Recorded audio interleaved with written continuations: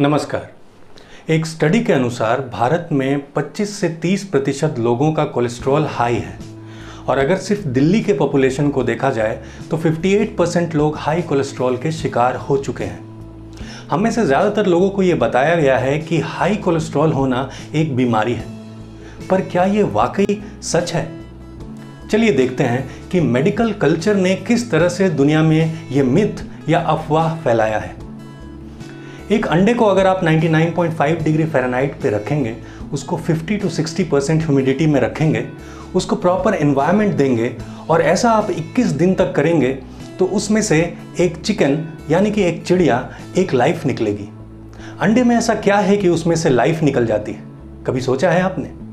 इस अंडे की 62% एनर्जी होती है कोलेस्ट्रॉल, हाई कोलेस्ट्रॉल। ये हाई का अगर मीडियम हो गया तो इसमें से ज़िंदगी नहीं निकलेगी। और ये सिर्फ चिड़ियों के लिए नहीं है, ये सभी जानवर के लिए है, इंक्लूडिंग ह्यूमन। इंसान भी जब पैदा होते हैं तो सबसे ज़्यादा कंट्रीब्यूशन कोलेस्ट्रॉल का होता है along with other molecules and chemicals.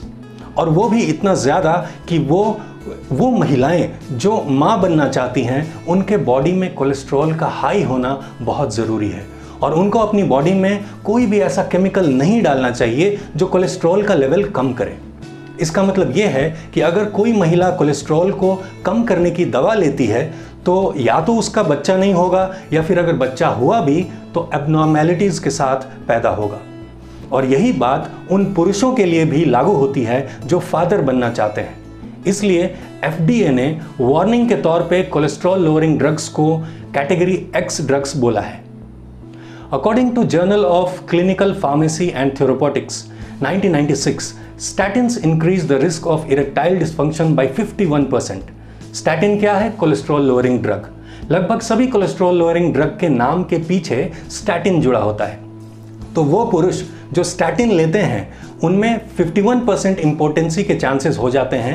इतना ही नहीं, रिप्रोडक्टिव बायोलॉजी एंड एंडोक्राइनोलॉजी 2014 के अनुसार पुरुषों में स्टैटिन के यूज से स्पर्म काउंट 11% कम हो जाता है।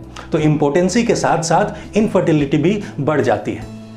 अब ये तो हो गई एक बात कि कोलेस्ट्रॉल इज लाइफ और लाइफ को पैदा करने के लिए कोलेस्ट्रॉल का हाई होना बहुत ज़रूरी है। अब हो सकता है कि कोई बोले कि मेरे तो बच्चे हो गए हैं और बच्चे नहीं चाहिए, तो क्या स्टैटिन लेके कोलेस्ट्रॉल को कम करना ठीक रहेगा? Care trial new England journal of medicine 1996 कहता है कि फीमेल्स में स्टैटिन के यूज करने से ब्रेस्ट कैंसर का रिस्क 11 गुना बढ़ जाता है। 11 times increase risk of a breast cancer. मैं 11% नहीं बोल रहा, 11 टाइम्स। इसके अलावा FDA ने 2012 में एक वार्निंग इशू किया था कि स्टैटिन से डायबिटीज, मसल डैमेज और मेमोरी लॉस हो सकता है। यहाँ पर मैं मेमोरी लॉस के बारे में थोड़ा सा बताता हूँ कि कैसे होता है। अगर ब्रेन को आप खोल के देखेंगे तो उसमें बॉडी से ज़्यादा कोलेस्ट्रॉल होता है। इंटरेस्टिंग बात यह है कि ब्रेन अपना कोलेस्ट्रॉल खुद बनाता है, वो बॉडी से नहीं लेता है। इसलिए नेचर ने या कुदरत ने एक सिस्टम बनाया है ताकि ब्रेन बॉडी से कोलेस्ट्रॉल ना ले ले। इसको मेडिकल टर्म्स में कहते हैं ब्लड ब्रेन बैरियर। लेकिन जब आप स्टैटिन लेते हैं तो वो पूरी बॉडी का कोलेस्ट्रॉल कम कर देता है, इंक्लूडिंग द ब्रेन। ऐसे में बॉडी का कोलेस्ट्रॉल तो रेंज में आ जाता है पर ब्रेन में कोलेस्ट्रॉल कम हो जाता है, जिससे मेमोरी लॉस, एंजाइटी या रेस्टलेसनेस की प्रॉब्लम आती है। तो सवाल ये उठता है कि जब एविडेंसेस इतने क्लियर हैं जो साफ तौर पे बताती है कि स्टैटिन से कितना नुकसान है, तो फिर डॉक्टर ये दवा देते ही क्यों है? ऐसा इसलिए है क्योंकि जिसको आप मेडिकल साइंस समझते हैं वो मेडिकल साइंस नहीं है, वो मेडिकल कल्चर है। फॉर एग्जाम्पल, अगर आप इंडिया में डॉक्टर के पास फटीग की शिकायत लेकर जाते हैं कि डॉक्टर साहब मुझे हर वक्त थका थका महसूस होता है, तो वो आपका ब्लड शुगर टेस्ट करेगा। यही वाला सवाल आप US में किसी डॉक्टर के पास लेकर जाएंगे तो सबसे पहले वो आपका ब्लड प्रेशर चेक करेगा। अगर जर्मनी का डॉक्टर होगा तो वो कार्डियक इनसफिशिएंसी बताएगा, हार्ट से रिलेट करेगा उसको। फिनलैंड में आप यही सवाल पूछेंगे कि मुझे थका थका महसूस होता है तो वो आपको ऑन्कोलॉजिस्ट के पास भेजेगा, कैंसर डिपार्टमेंट। फिनलैंड में आप यही पूछेंगे तो वो बोलेगा कि एक हफ्ते की छुट्टी ले लो, enjoy red wine and come back. And incidentally ये सभी सही हैं। जिसका शुगर का इलाज शुरू हो जाएगा वो ठीक फील करने लगेगा, जो ब्लड प्रेशर की गोली लेने लगेगा वो भी ठीक फील करेगा, और जो छुट्टी पे गया था वो जब वापस आएगा वो भी ठीक फील करेगा। So it is not a medical science, it's a medical culture. ऐसा कल्चर जिसमें साइंस की कोई ज़रूरत नहीं। एक इंपॉर्टेंट बात, कोलेस्ट्रॉल बनाने की ताकत प्रकृति ने सिर्फ जानवरों को दी है। इसका मतलब प्लांट्स में कोलेस्ट्रॉल कभी नहीं पाया गया है। अगर आप अखरोट, बादाम, मूंगफली खाते हैं तो इनमें तेल होता है लेकिन कोलेस्ट्रॉल नहीं होता है। वहीं दूसरी तरफ दूध और दूध से बनी चीज़ें जैसे पनीर, दही, रसगुल्ला एटसेट्रा ये कोलेस्ट्रॉल बढ़ा सकते हैं क्योंकि ये एनिमल प्रोडक्ट हैं। जब आप कुछ खाते हैं तो उसमें कार्बोहाइड्रेट होता है। ये जब बॉडी में जाता है तो इससे एसिटाइल CoA बनता है, एसिटाइल CoA से HMG CoA बनता है, जिससे मेवलोनेट बनता है।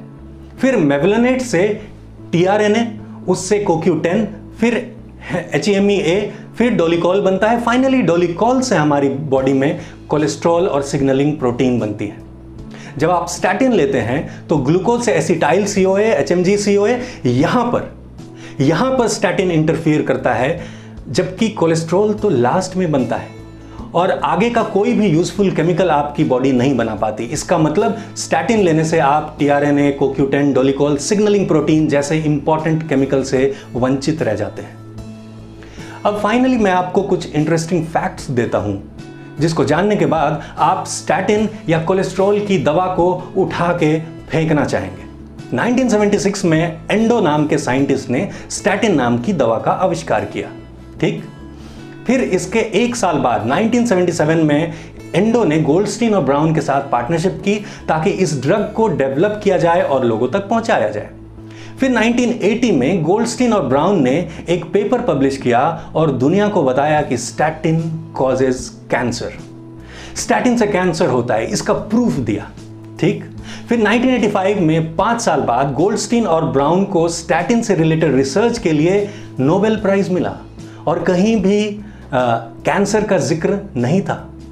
इसके 2 साल बाद 1987 में ब्राउन ने FDA की मर्क कंपनी को रिप्रेजेंट करते हुए स्टैटिन का अप्रूवल ले लिया। और सबसे महत्वपूर्ण डेटा, 2004 में एंडो जिसने स्टैटिन का आविष्कार किया था उसको हाई कोलेस्ट्रॉल हो गया और एंडो ने खुद स्टैटिन लेने से इनकार कर दिया। तो ये मैं आप पर छोड़ता हूं कि वो साइंटिस्ट जिसने कोलेस्ट्रॉल की दवा का आविष्कार किया और खुद ही उसने कोलेस्ट्रॉल बढ़ने पर वो दवा नहीं ली, तो इसका मतलब क्या है। अब ये सब जानने के बाद भी आपके दिमाग में एक सवाल होगा कि कोलेस्ट्रॉल की दवा नहीं लेंगे तो हार्ट अटैक आ सकता है या ब्रेन स्ट्रोक हो सकता है। इसके लिए मैं आपको आश्वासन देता हूं कि हार्ट डिजीज और कोलेस्ट्रॉल का कोई कनेक्शन नहीं है। इसके बारे में डिटेल में हार्ट के टॉपिक पे कभी बात करेंगे। अभी एक जानकारी जो ज़रूरी है वो दे देता हूँ। एक मेटा एनालिसिस ऑफ 19 स्टडी है जो कि ब्रिटिश मेडिकल जर्नल 2007 में पब्लिश हुई थी। इसके अनुसार 1,24,814 लोगों पे ये स्टडी हुई और पाया गया कि cholesterol had no impact on heart disease और डेथ। कोलेस्ट्रॉल का हार्ट डिजीज या डेथ से कोई कनेक्शन नहीं है। ठीक उसी तरह जिस तरह आपकी हाइट से या आपके चप्पल के साइज से आपके हार्ट डिजीज का कोई लेना देना नहीं है। एक टर्म होता है डिजीज मॉनिटरिंग। डिजीज मॉनिटरिंग का मतलब है कि डॉक्टर्स अपने पेशेंट को किसी बीमारी के नाम से डराते हैं, जैसे कि कोलेस्ट्रॉल, और सिर्फ अपने बिजनेस और मार्केटिंग के लिए न केवल आर्थिक रूप से उसका शोषण करते हैं बल्कि उनके महंगे इलाज और दवाइयों के साइड इफेक्ट से अच्छा खासा व्यक्ति भी परमानेंट पेशेंट बन जाता है। ये परमानेंट पेशेंट जब डॉक्टर की दुकान पर आता है तो बिना बुलाए आता है और अपने खून और पसीने की कमाई को उसकी टेबल पर रख के जाता है। मैंने आपको आज जो भी सच बताया है वो दवा कंपनियों के पेट पे लात मारने के बराबर है। मेरा मकसद यहां किसी को भड़काना नहीं है, पर चुपचाप सब देखते रहने में भी कोई समझदारी नहीं है। कोलेस्ट्रॉल की समस्या एक बहुत ही छोटी सी समस्या होती है जो कि आप अपने डाइट को थोड़ा आप ठीक कर लें तो आसानी से ठीक हो जाती है। हरे पत्ते, फल, कच्ची सब्जी ये सब आपके दोस्त हैं और रिफाइंड फूड, एनिमल प्रोडक्ट्स दुश्मन हैं आपके। आइए सुन लेते हैं एक सक्सेस स्टोरी। नमस्कार, मेरा नाम हर्ष शर्मा है और मैं अपने कुछ एक्सपीरियंसेस जो कि मुझे पद्माकर सर, डॉक्टर पद्माकर के गाइडेंस में मिला है, उसके बारे में मैं आपको बतलाना चाहता हूँ। करीब 1 साल पहले मैंने अपना नॉर्मल बॉडी चेकअप कराया था, फुल बॉडी ब्लड टेस्ट। तो उसमें मेरा कोलेस्ट्रॉल और थायराइड काफ़ी हाई निकला था, काफ़ी हाई, बॉर्डर लाइन से काफ़ी ऊपर था। तो 1 साल तक करीब मैंने काफ़ी कोशिश की यूट्यूब देखकर कि ये अलग अलग नुस्खे आजमा कर कि लहसुन खाना या फिर नींबू पानी पीना या फ्रूट्स खाना या फिर तरह तरह के और भी काफ़ी चीज़ें मैंने शुरू करी। लेकिन 1 साल हो गया करीब मुझे आज, लेकिन कुछ भी ज़्यादा मुझे डिफरेंसेस समझ में नहीं आई, ना ही मेरे रिपोर्ट में दिखी। इससे मैं काफ़ी परेशान हुई था। तो मुझे किन्हीं दोस्त के थ्रू डॉक्टर पद्माकर का मुझे कांटेक्ट मिला। मैंने उनसे कांटेक्ट किया और अपनी सारी परेशानियों को बताया उनको। तो उन्होंने मुझे जो डाइट दिया, पहले तो काफ़ी मुझे लगा कि it is very tough to follow. Starting में मुझे बहुत सारी मुश्किलें हुई फॉलो करने को, लेकिन इवेंचुअली धीरे धीरे मैं उस डाइट को जब अपने रेगुलर रूटीन पे लाया तो it was very easy to follow me. और करीब मुझे आज 30-35 दिन हो चुके हैं इस डाइट को फॉलो करते हुए। और पद्माकर सर ने मुझे बोला कि आप एक बार अगर हो सके तो अपना कोलेस्ट्रॉल और थायराइड चेकअप फिर से करवा के देखिए। आई थिंक कि वो अब काफ़ी कम हो चुका होगा। तो मैंने सोचा चलो अब सर, क्योंकि I follow him very thoroughly, very very thoroughly. जब से मैं उनको मिला हूँ, उनसे मेरी बातचीत शुरू हुई है या मैं उनको फॉलो कर रहा हूँ, मैं उनकी हर एक बात को बिल्कुल पत्थर की लकीर की तरह मानने लगा हूँ और उनसे मैं काफ़ी इम्प्रेस हूँ। और अब मैं क्या कहूँ, मतलब काफ़ी इम्प्रेस हूँ मैं उनसे। मतलब उनकी बातें मेरे दिमाग में इस तरह से घुसती हैं कि मैं क्या बताऊँ, जैसे एक टीचर एक स्टूडेंट को जैसे समझाता है उसी तरह से। तो मैंने हाल ही में अपना कोलेस्ट्रॉल और थायराइड चेकअप कराया। तो उसमें जो लेवल था, मैं कभी एक्सपेक्ट ही नहीं किया था कि 30 से 35 दिनों के उनकी इस डाइट से मुझे मेरे कोलेस्ट्रॉल और थायराइड में इतनी कमी आएगी। तो मुझे हालांकि पहले से काफ़ी फर्म बिलीव था इनके ऊपर कि ये जो भी करेंगे काफ़ी अच्छा करेंगे और ये मेरे लिए बहुत ही बेनिफिशियल भी होगा। लेकिन 30 से 35 दिनों में इतना अंतर आना, ये एक बहुत ही कमेंडेबल, मतलब अपने आप में मुझे लगता था ऐसा कि ऐसा पॉसिबल नहीं। लेकिन जब मैं रिपोर्ट देखा तो मैं खुद शॉक था। और इनकी बातें, इनकी डाइट, इनकी जो और सारी चीज़ें हैं, सैल्यूट है इनको, बस तहे दिल से सैल्यूट है। मैं चाहता हूँ इसका फ़ायदा और लोगों को भी मिले जो कि इधर उधर भटक रहे हैं और जिनको कोई भी रिजल्ट नहीं मिल रहा है। इवन कि दवाइयों से भी इस पर कोई फ़र्क नहीं पड़ता है और इनकी डाइट से ऐसा फ़र्क पड़ा है कि इसके बारे में क्या बताऊँ। बस यही मुझे अपनी एक्सपीरियंसेस शेयर करनी थी आप लोगों तक। धन्यवाद। तो उम्मीद है आज की बात आपको समझ में आई। हाई कोलेस्ट्रॉल होना कोई बीमारी नहीं है, इससे डरने का प्रश्न ही नहीं उठता। मैंने कई लोगों का हाई कोलेस्ट्रॉल ठीक किया है, वो भी सिर्फ डाइट से, बिना किसी मेडिकेशन के। ऐसा नहीं है कि मैं मेडिसिन नहीं देता, पर यह मेडिसिन आपकी डाइट में होती है। इसको कहते हैं फूड एज मेडिसिन। कोलेस्ट्रॉल या किसी और लाइफस्टाइल डिजीज से पूरी तरह बाहर निकलने के लिए आप मुझे कंसल्ट कर सकते हैं। विजिट करिए www.padmakar.com/consult। नमस्कार।